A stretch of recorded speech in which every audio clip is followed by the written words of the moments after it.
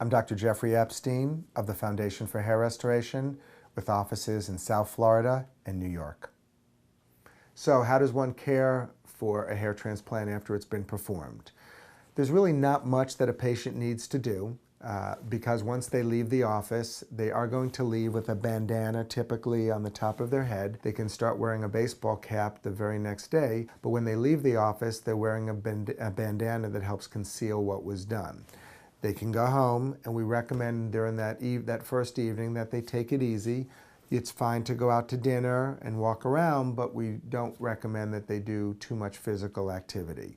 So having dinner with a family member, family or friends, or going out, or a lot of my patients choose to take advantage of that time and sit back and watch TV.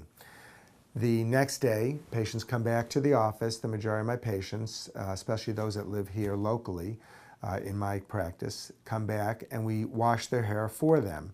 So then they're able to go out in public with, in many cases, just wearing a baseball cap. And sometimes if they had the transplants in an area where there's already existing hairs, they were able to conceal what was done with the use of a topic concealing powder.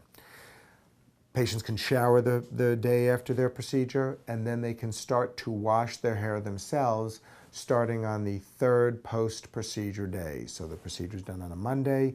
Usually I recommend that we wash their hair for them on Tuesday, and then on Thursday they can fully wash their own hair. Starting on the 5th day after the procedure, so that would be on a Saturday to a Sunday, they can then start to wash their hair themselves normally with no restrictions.